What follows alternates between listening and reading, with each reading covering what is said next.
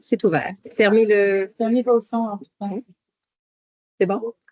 OK. Alors, qui propose l'adoption de l'ordre du jour? Catherine. J'ai Catherine et Stéphanie pour appuyer. Le procès-verbal de la séance du 8 juillet, vous en avez fait la lecture, qui est en mesure de proposer Marie-Claude et Stéphanie. Juste une petite correction par rapport au montant. Sans toute taxe applicable. Oui, hors toute taxe applicable, effectivement. Adoption de la liste des comptes à payer. J'ai vu passer une deuxième liste, mais je n'ai pas vu le. Et non, c'est une correction à la liste, mais je n'ai pas trouvé c'était quoi la différence entre les deux. OK.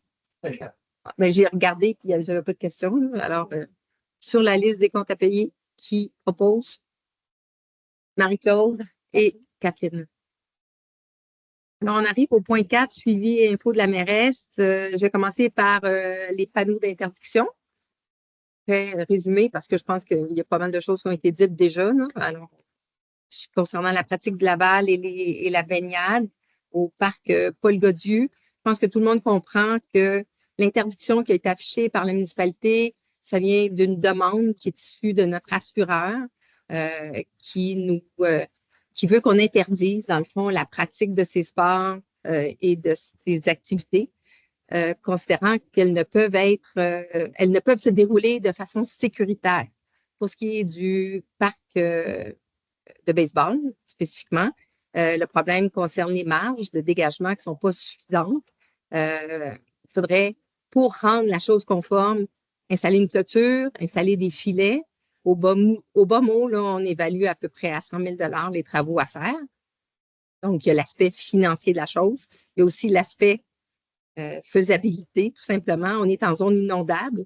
En zone inondable, on n'a pas le droit de rien construire et ni de planter de poteaux pour des clôtures.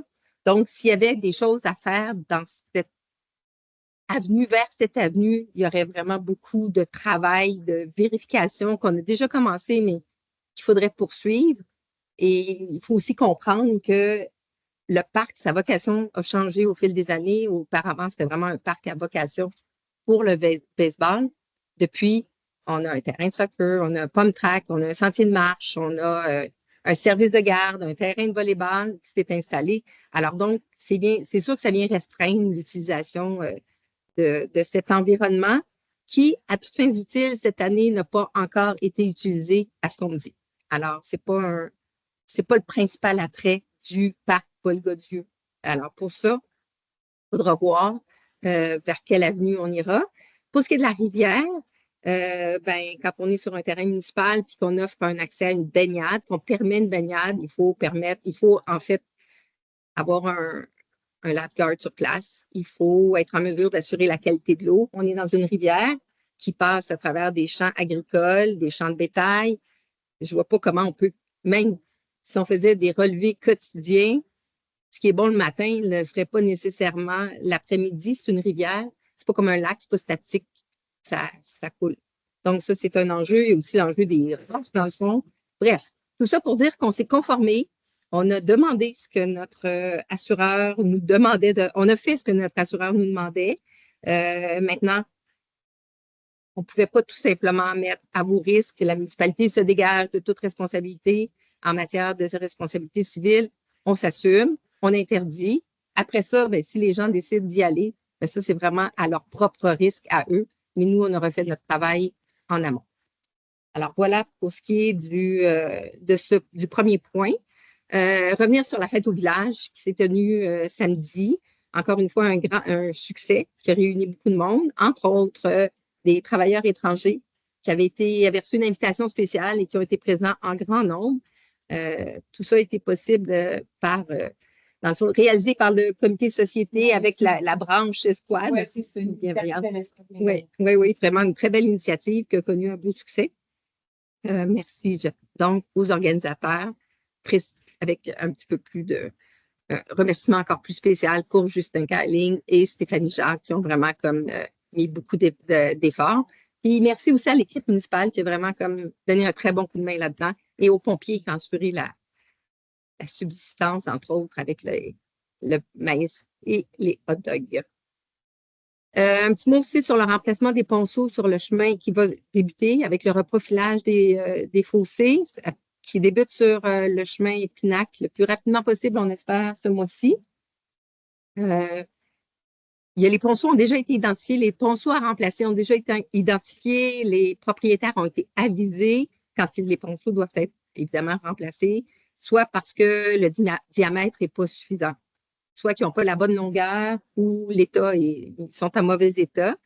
Donc, les propriétaires sont avisés, l'entente qu'on propose, ou en fait c'est un petit peu plus que proposer, mais qu'on élabore avec eux, c'est la municipalité assume les coûts des travaux, mais les propriétaires doivent défrayer le coût du ponceau, évidemment.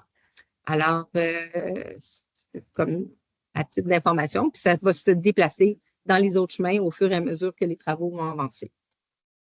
Puis juste un petit mot pour parler du règlement omnibus dont on va donner l'avis de motion ce soir. Ce règlement-là, ça vise vraiment à venir corriger plein de petites lacunes qu'on avait dans nos règlements qui se sont insérés au fil du temps ou des fois des choses qu'on a oubliées quand on a adopté toute notre série de règlements, quand on a révisé notre plan d'urbanisme. Alors, ce règlement-là, comme il touche à la loi sur l'urbanisme et l'aménagement, nécessite une consultation publique. Je dis dès maintenant que cette consultation publique va se faire à la prochaine séance ordinaire du Conseil, soit dans septembre. Je pense qu'on est le 9 septembre, si je ne me trompe pas. C'est ça? 9. Donc, ce sera le 9 septembre. Je vais demander à ce qu'on publie, qu'on fasse l'avis public rapidement pour que les gens soient au courant. La consultation publique vise à présenter l'essentiel du règlement, les changements qui sont apportés et les raisons pour lesquelles on apporte ces changements. Rien de majeur, mais beaucoup de précisions en ce qui concerne l'éclairage. En ce qui concerne, entre autres aussi, le zonage, notamment la possibilité maintenant d'avoir un logement bigénérationnel dans une maison et aussi d'avoir une unité d'habitation accessoire sur un terrain, en autant que les dimensions et les marges le permettent. Alors voilà, c'est vraiment comme un petit point qu'on fait. Ce règlement est en élaboration depuis, je pense, 2 ans. Puis là, on a décidé d'y mettre de dire on met une fin, on règle le règlement, puis on recommencera à zéro avec un autre règlement après. Au niveau de la correspondance, maintenant, point 5, un courriel de Martin Laroche qui nous a été adressé. Monsieur Laroche se demande à quel moment la session du mois de juillet était pour être disponible en ligne. Alors, bonne nouvelle, c'est en ligne. On a eu un petit souci technique. Désolé du délai, ce n'était pas volontaire.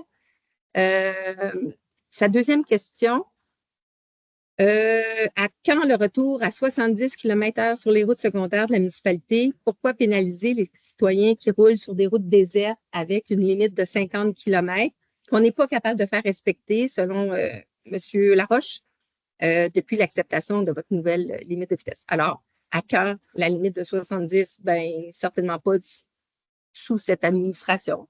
La limite de 50 va rester à 50.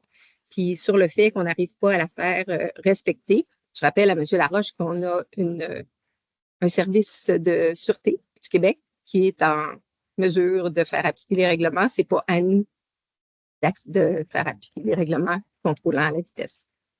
Une deuxième correspondance qui nous est venue de Simon Guéroux, qui nous a transmis des commentaires sur le projet, en fait, sur le règlement de contrôle animalier.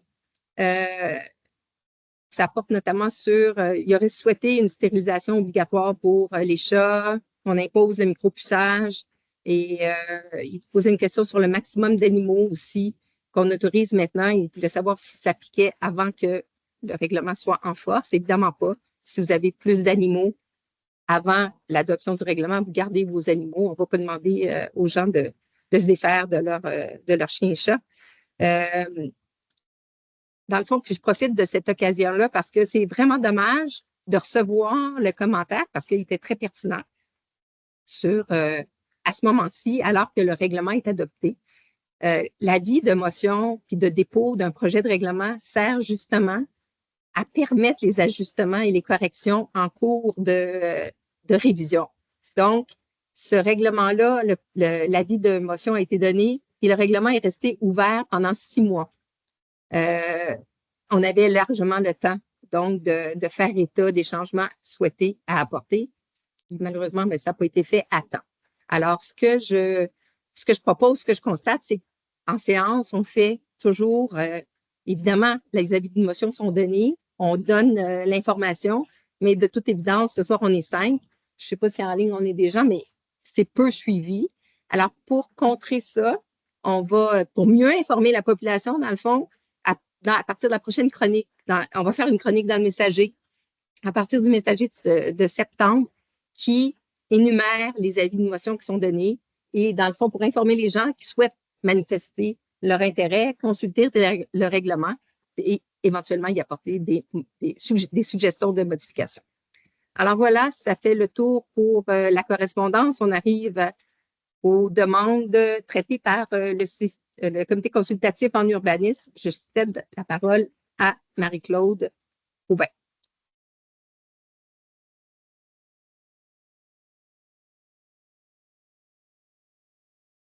Oui, c'est ça. Bonsoir. Oui. Juste pour le bénéfice de tous, le premier point qui est traité par le comité consultatif, il traite d'un sujet pour lequel j'ai un intérêt, donc je vais me retirer. On va noter. Et puis on va les voter un par un. Voilà. Je remets. Non, c'est correct. Alors, l'appartement qu'on a eu pour le PIA, c'est le 65 km du village. C'est une demande de dérogation mineure. La personne veut agrandir un bâtiment accessoire qui est déjà là, qui est à peu près à 3 mètres de la marge en dérogation qui a été acceptée à l'époque. Et la personne veut allonger son cabanon actuellement, de construire un garage en avant de son cabanon. Puis elle voulait rapprocher la demande de dérogation mineure était pour 2,6 mètres, alors que le cabanon est à 3 mètres de la marge. Alors, uniquement en pied tombe sur la marge latérale du lot. L'emplacement, ce serait difficile pour le demandeur de faire un garage.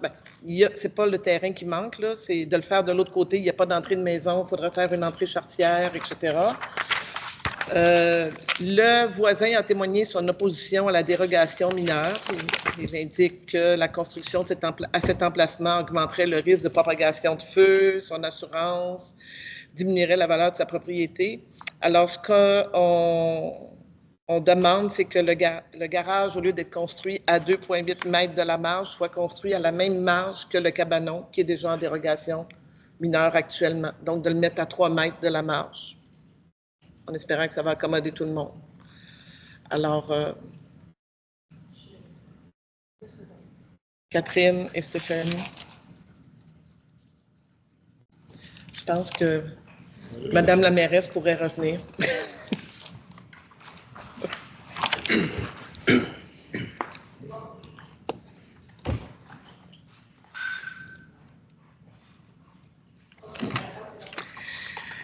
La deuxième demande, c'est pour le 14 route 237 Nord. C'est 2 demandes de permis de rénovation du bâtiment principal et des bâtiments accessoires.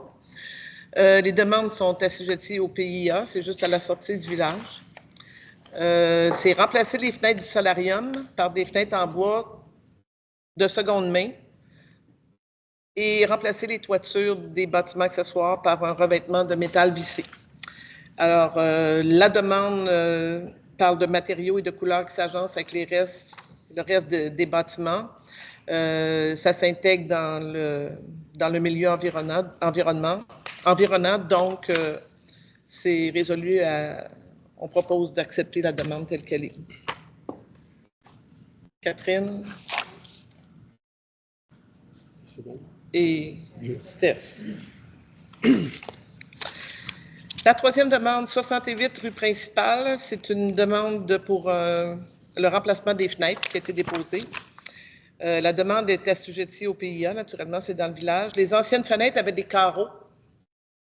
Et et maintenant, on demande des nouvelles fenêtres qui n'auront pas de carreaux intégrés.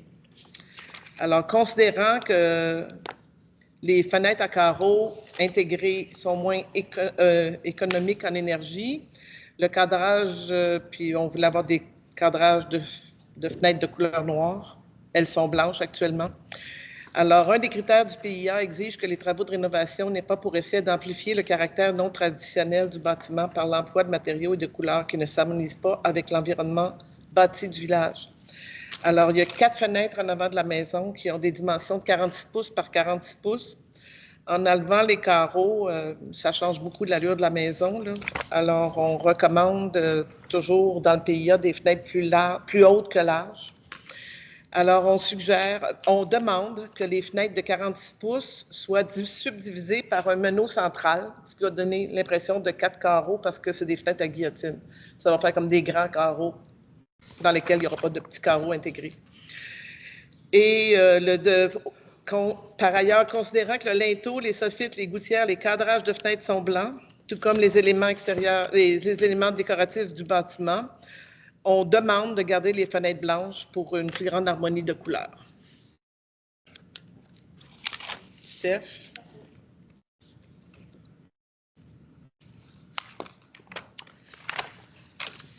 Et la dernière demande, c'est pour le 370 chemin du Pinacle. 270, pardon. C'est une demande de certificat d'autorisation pour l'agrandissement d'un bâtiment accessoire qui a été déposé. C'est un garage à un étage actuellement et la personne aimerait faire un 2e étage pour faire un atelier en haut. Alors, les matériaux s'agencent parfaitement avec le milieu et la maison. C'est un beau plan. Alors, on recommande l'approbation de la demande telle qu'elle. Et voilà.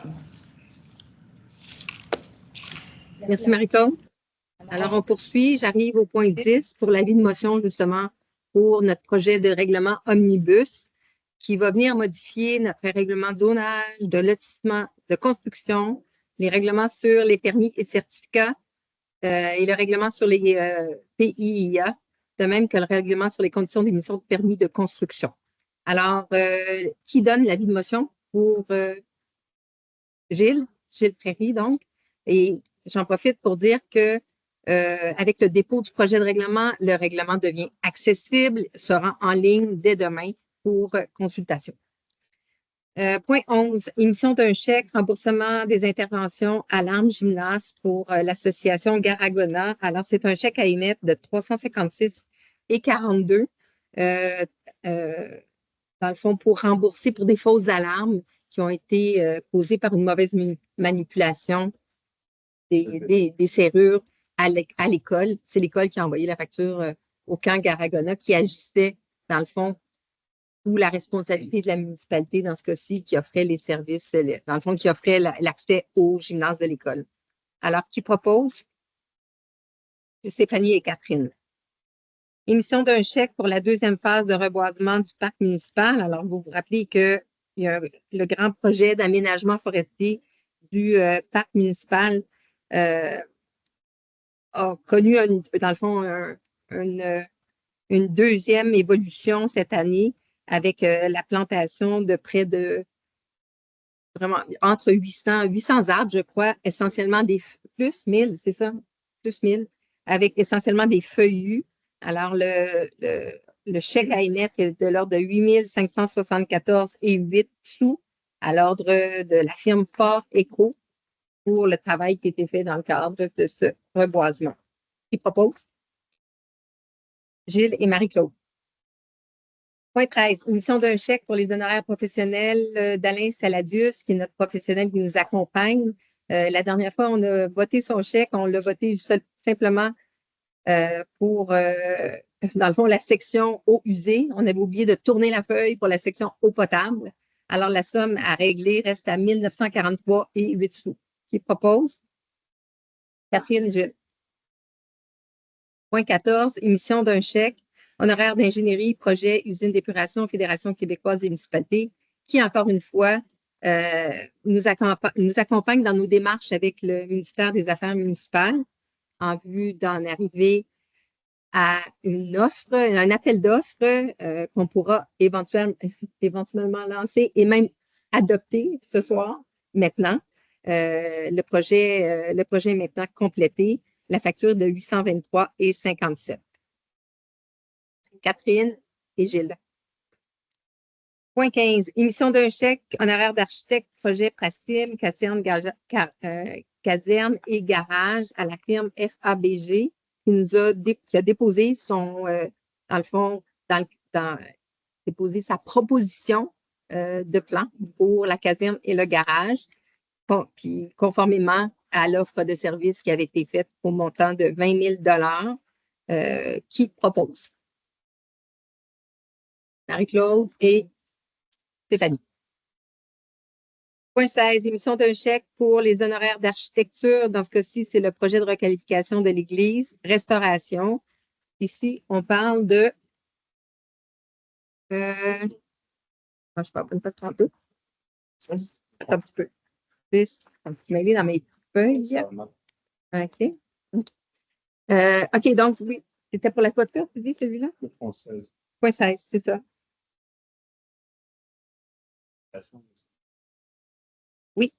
OK. Alors, c'est pour l'architecte, M. Barcelot, 5 909,72. Marie-Claude et Catherine. Point 17. Émission d'un chèque honoraire d'architecture. Encore une fois, on travaille beaucoup avec les architectes. Pour la restauration de la toiture de l'hôtel de ville, toujours pour M. Barcelot, qui fait le suivi, dans le fond, avec les entrepreneurs, s'assurer de la qualité du travail qui est effectué dans ce cas-ci. 5 461,31 qui propose Stéphanie et Catherine. Puis je veux juste simplement rappeler aussi que tout ce quand on dit restauration, c'est subventionné à 60 pour la municipalité. Toujours les honoraires pour M. Barcelot, cette fois pour la restauration des toitures du Grammar School et du clocher de l'église Bishop Stewart. La facture est de 5 260,11 sous. Gilles? Catherine?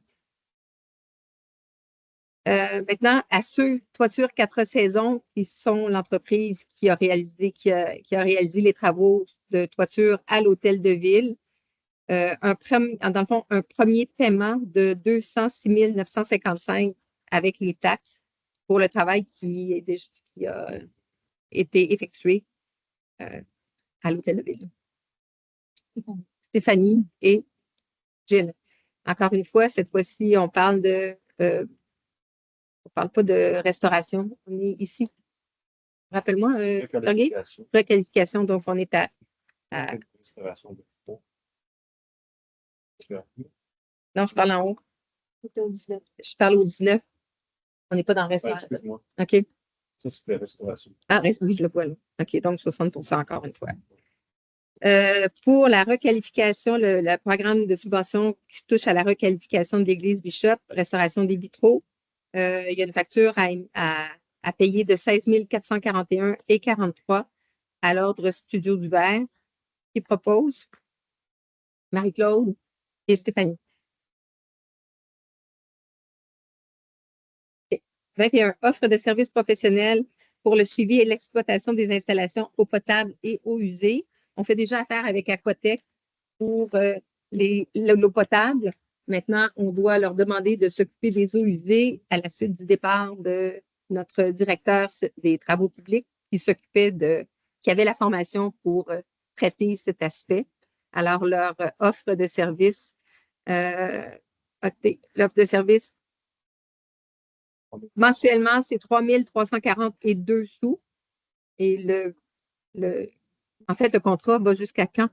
C'est à partir de... On va revoir en fin d'année avec le budget. Alors, qui propose? Gilles et Catherine. 22. Offre de services pour l'assurance cyber-risque, Fonds d'assurance des municipalités du Québec. Alors, c'est une option qui nous est offerte et pour laquelle on va souscrire. On a des voisins qui ont subi des attaques, en fait, et c'est franchement pas souhaitable. L'option A qu'on souhaite prendre pour l'année, c'est 750 par an Alors, donc, on va la payer au prorata des mois qui restent pour l'année 2024.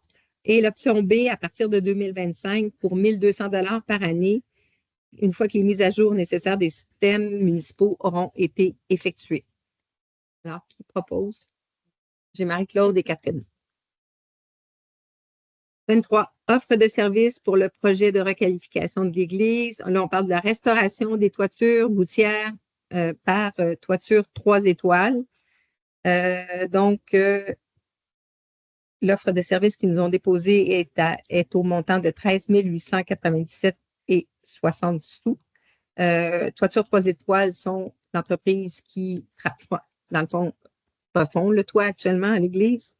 Alors, avec les taxes, 15 978,76, donc pour toute la restauration des...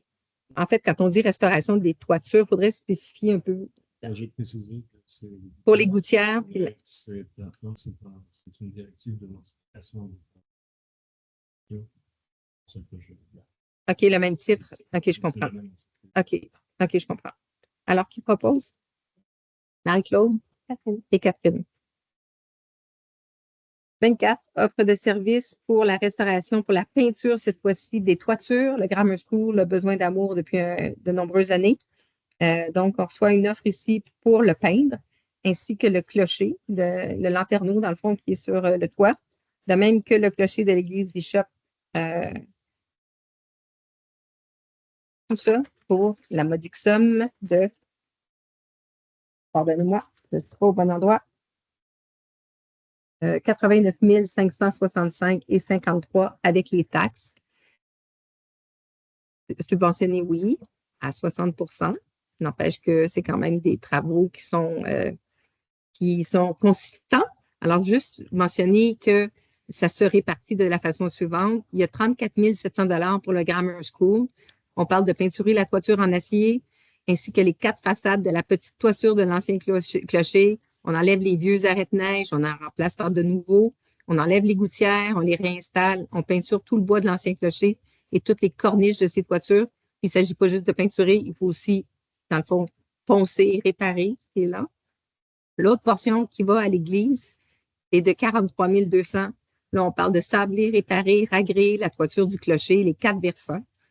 Peinturer les toitures avec un après, une couche de finition, faire exactement les mêmes étapes pour les corniches en acier au pourtour du clocher, ainsi que gratter, sabler et peinturer les 4 persiennes de bois sur le clocher.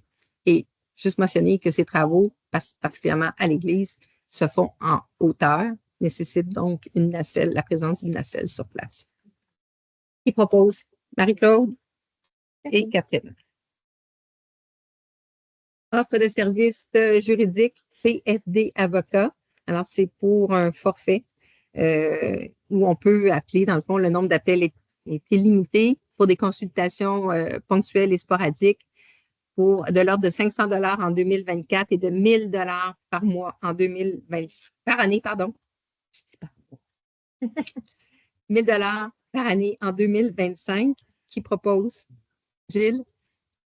Catherine. 26, offre de services, projet station d'épuration, ligne 600 volts pour Hydro-Québec. Alors, c'est de reconfirmer qu'on veut bien aller avec une... C'est pas ça, on doit choisir. J'ai eu le suggère pour ton 600 volts? Oui, c'est ce qu'on avait... Oui, mais c'est ce qu'on avait... Le scénario 2. OK. Mais c'était pas... j'ai reçu le... comme quoi il allait faire le dossier si on ne confirmait pas. OK. Alors, on confirme que le scénario 2 est l'option. OK. Parfait. C'est fort. OK. On va juste changer ici que ce n'est pas un forfait annuel pour les consultations téléphoniques. OK. C'est bon. Alors, donc, le scénario 2 qui se chiffre à 12 893,30. Qui propose? Gilles? C'est bon? Catherine. 27, approbation et autorisation de signature pour l'acte de modification entente entre l'Église et la municipalité. Encore une fois, on va juste corriger Frelichburg. Encore une fois, il faut retravailler notre entente, dans le fond, l'acte de vente entre l'Église et la municipalité. Il y a toujours un petit peu il manque toujours de laïcité quelque part. Il y a encore trop de références, selon le ministère des Affaires municipales, à des éléments religieux dans notre entente. Donc, il a fallu, encore une fois, donc c'est la deuxième ou troisième fois, je pense. Deuxième. Donc, on a retiré tout ce qui déplaisait pour rendre évidemment, comment on appelle ça? Notre contrat de vente, je dirais, hein? Valide et valable pour le ministère. Oui. Évidemment qu'une fois que tout ça est conforme, c'est toujours plus facile d'aller confirmer notre règlement d'emprunt qui vient avec. Alors, qui propose? Et Catherine. Approbation, autorisation de signature pour accord de licence entre le ministère des Ressources naturelles et la municipalité de Fredericksburg, équipement d'alerte sismique précoce. Ça a été installé à l'arrière du Kramer School. Hein? C'est ça. Ah, c'est tout ça, je pensais que c'était à l'arrière. OK. Dans le vide sanitaire. Ah bon, OK. Alors donc, en cas de séisme, nous serons avertis avant tout le monde. Et en fait, c'est une station de recherche qui est posée. On offre l'endroit gratuitement et gracieusement. C'est juste qu'on doit signer l'entente et dire qu'on est d'accord avec leur présence. Alors, qui propose? Stéphanie et Gilles.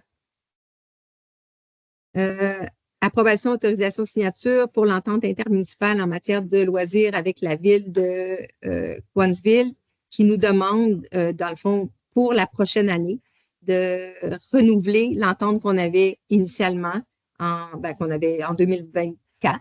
Donc, on l'a reconduit en 2025 aux mêmes conditions. On multiplie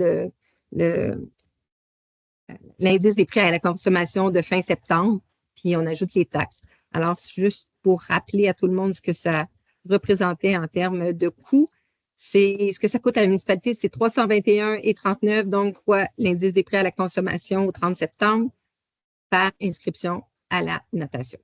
Alors, qui propose? Stéphanie et Catherine. Point 30.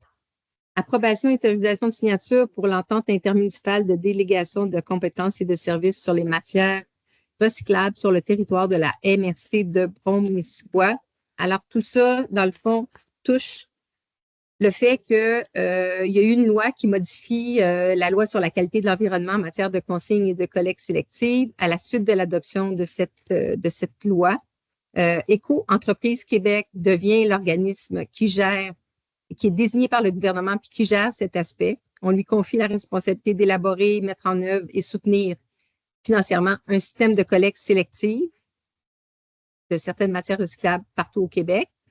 Éco-Entreprise Québec a identifié la MRC comme étant l'organisme signataire pour conclure une telle entente. Alors, nous, on délègue cette responsabilité-là qu'on avait à la MRC pour qu'elle parle en notre nom en la matière, puis qu'on approuve l'entente intermunicipale de délégation des compétences. Puis que je sois nommée et que le directeur général soit nommé pour signer pour et au nom de la municipalité cette entente et qu'on agisse à titre mutuellement de représentant de la municipalité pour siéger au sein du comité intermunicipal. Et que Gilles Prairie, maire suppléant, soit nommé à titre de substitut dans cette entente et que le directeur général, dans le fond, soit le contact au fin de recevoir toute l'information à ce sujet-là. Alors, qui propose? Gilles? Catherine.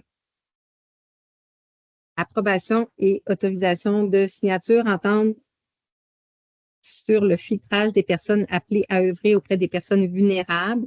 Alors, c'est une demande qui nous provient de la Sûreté du Québec à l'effet que le Conseil autorise notre directeur général à signer la nouvelle entente sur le filtrage des personnes appelées à œuvrer auprès des personnes vulnérables et tout document qui s'y réfère.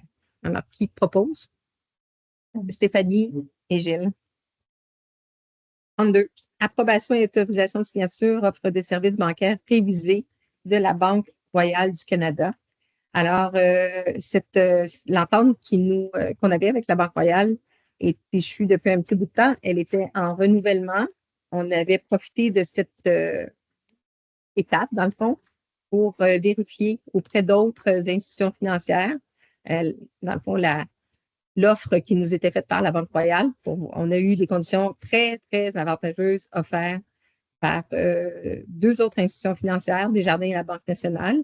Mais à toutes fins utiles, la Banque Royale est revenue avec des conditions tout autant avantageuses pour tout ce qui touche aux transactions, mais beaucoup plus avantageuses pour ce qui est du rendement offert sur nos placements.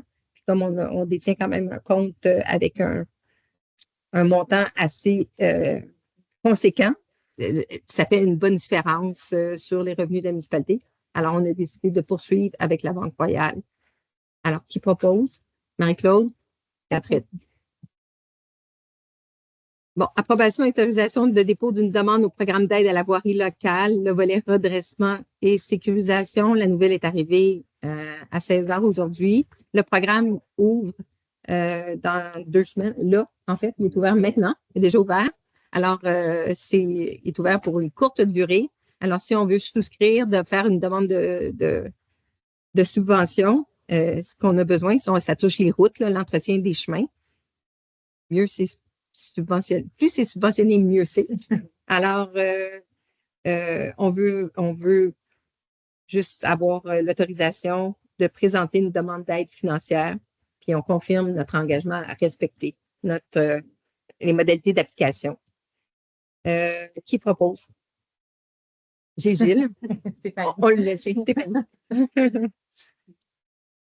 34, création du comité de sélection et lancement de l'appel d'offres public, fourniture de services professionnels en ingénierie pour la réalisation d'études de plans et de devis, de surveillance, de construction et de mise en opération d'une station d'épuration par étang aéré, Primo 2023. Alors voilà, on autorise notre directeur à lancer l'appel d'offres. Une bonne main d'applaudissements pour ce que je viens d'évoquer et procéder à la composition du comité de sélection qui sera chargé de retenir la firme après l'appel d'offres. Qui propose? Gilles et Catherine? Ou Stéphanie? Stéphanie, pardon. Pardon. Ensuite, on arrive au point 35, création du comité. Non? Oui.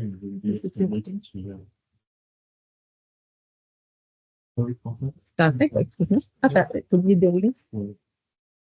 Bon, eh bien, il est arrivé un petit événement sur notre territoire en termes d'accidents de travail qui nous a un peu éveillés à la chose.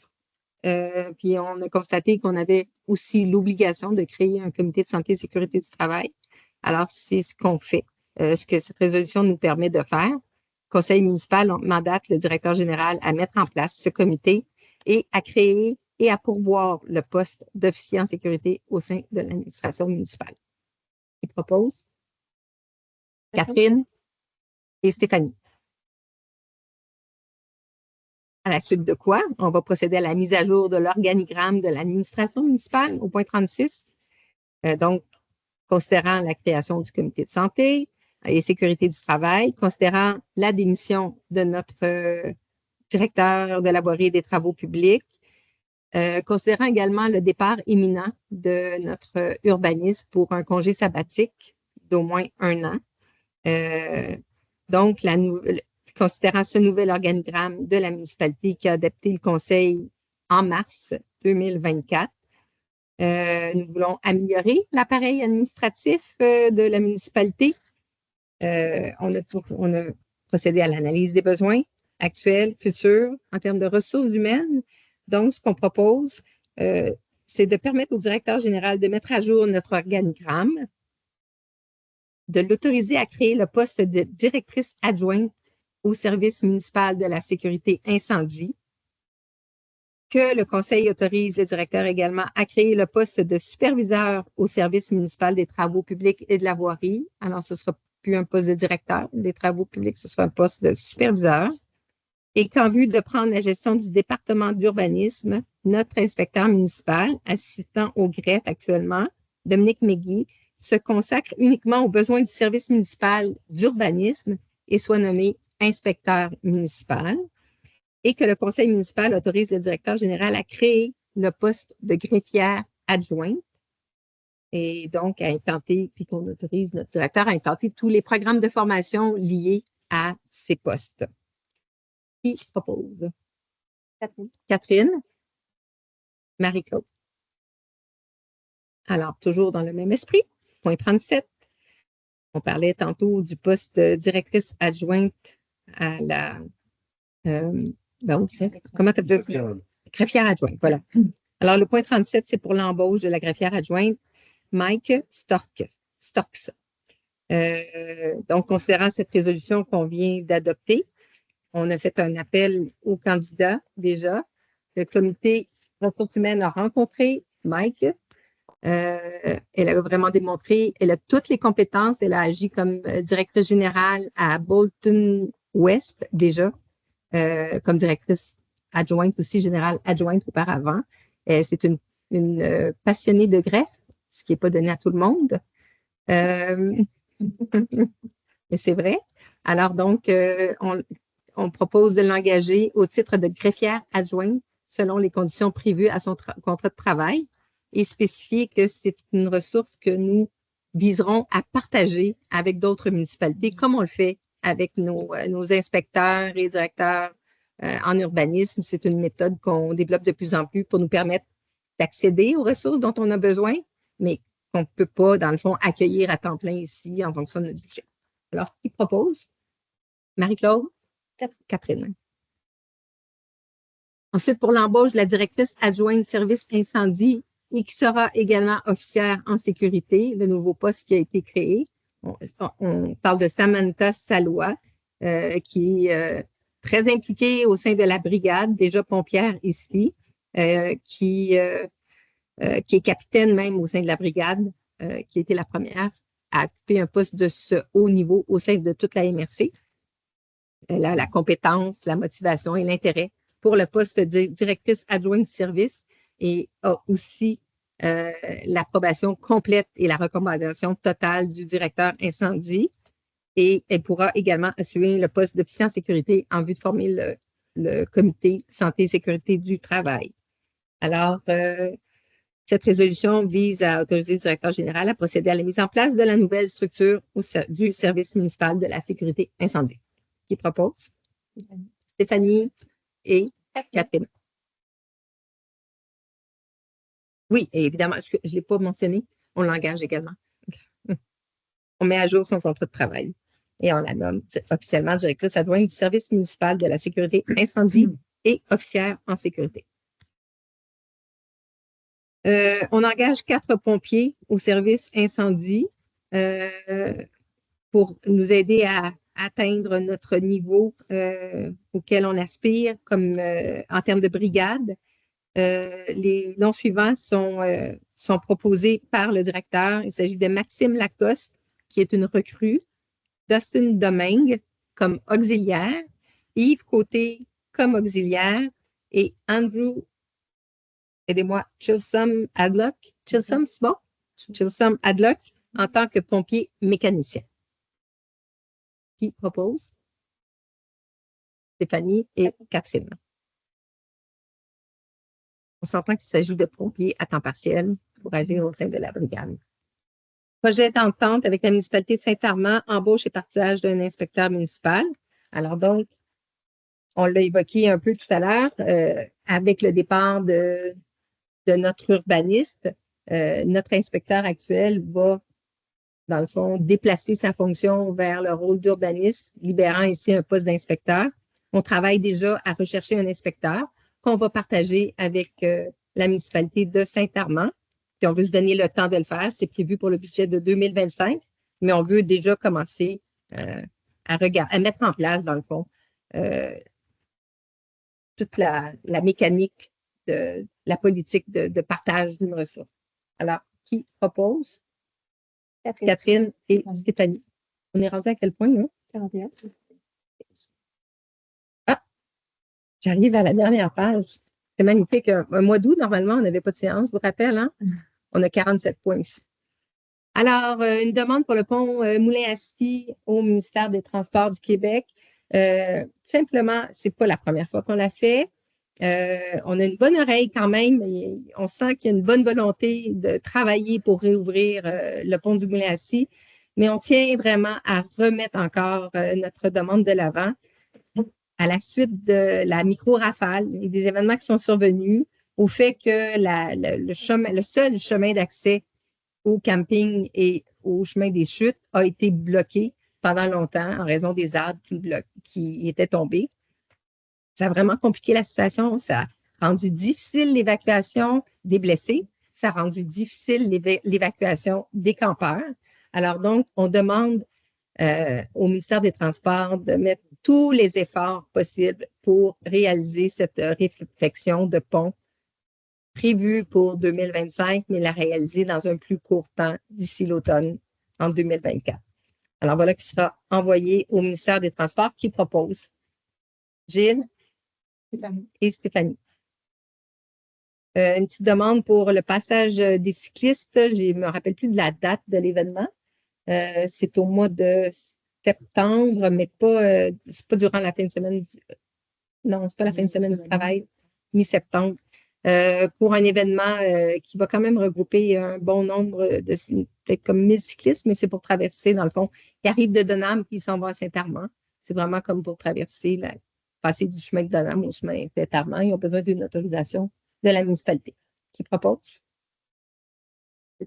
Stéphanie et Catherine.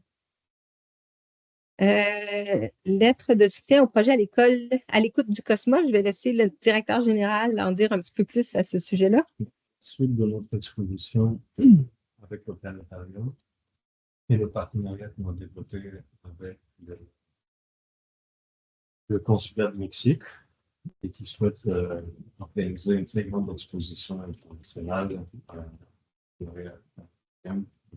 la galerie de Lucam pour un petit partenaire. Ils souhaitent avoir un petit appui de ce projet, ça ne nous engage pas financièrement. La seule chose qu'on propose en fait pour ce projet-là, c'est la salle d'exposition à l'église.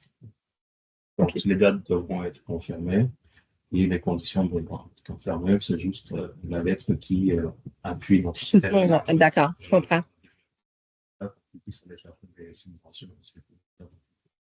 OK. Qui propose? Marie-Claude? Catherine.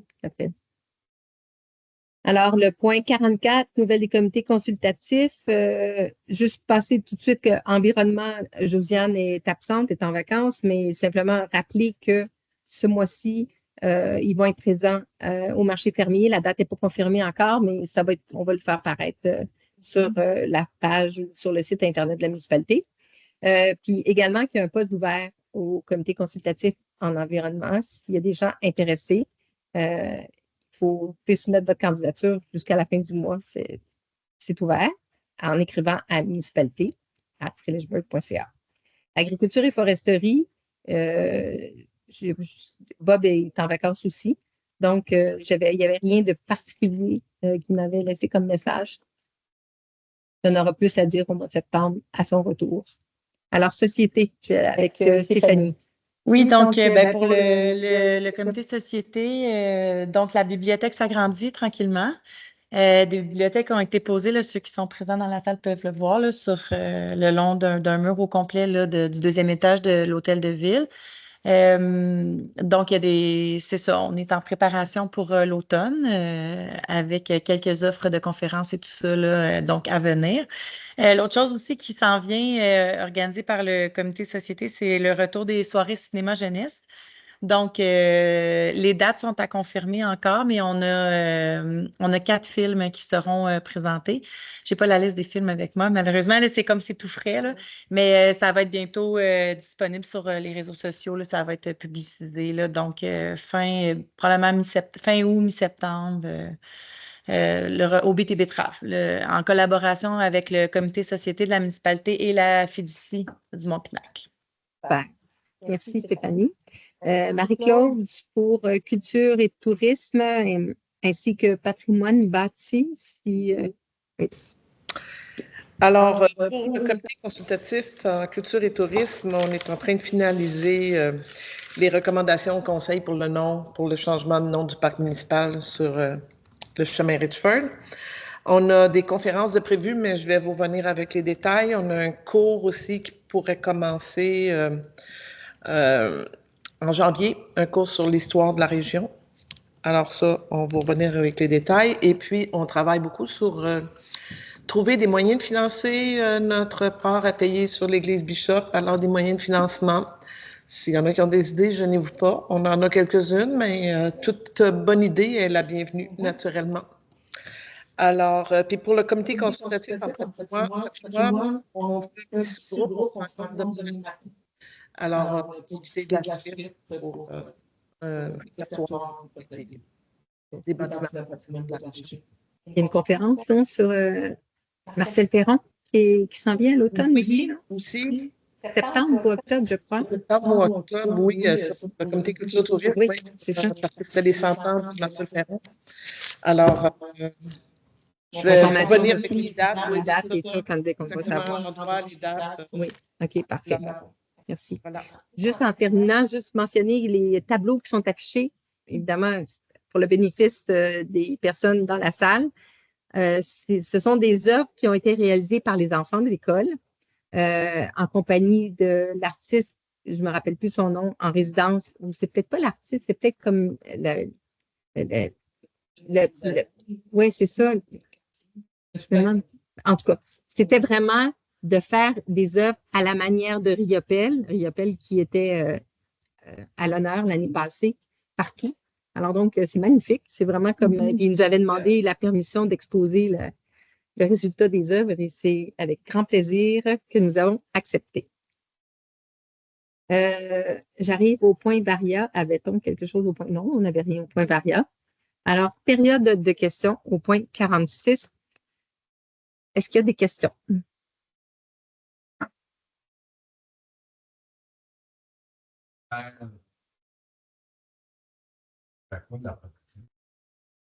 En termes de financière?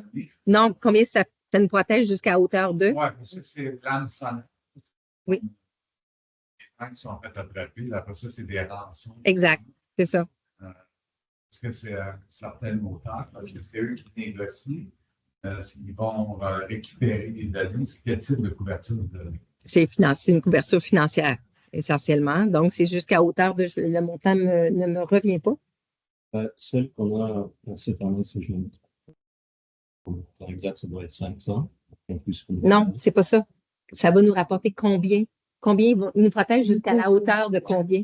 En code, ben, c'est pas 500 $. 500 000. Ah, 500 000.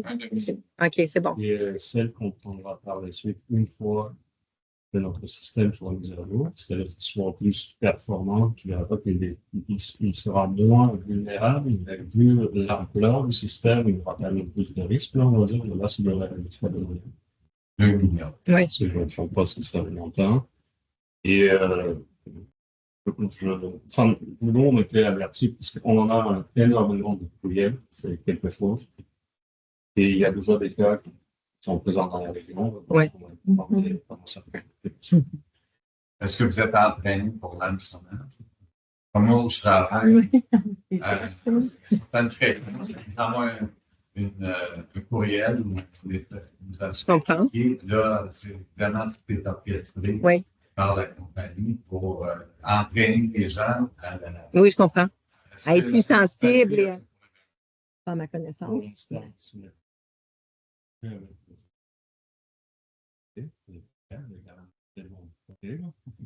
Pas juste les contrats de traduction, mais comme pour lire les formations, par exemple, pour notre futur comité de sécurité et santé travail, et il y aura forcément des programmes de formation. Par exemple, avec notre plan d'urgence, parce que je pense même qu'à un moment donné, ça sera intégré dans le plan d'urgence. Ce genre de situation. Effectivement. On va certainement se mettre à jour et être sur la plante.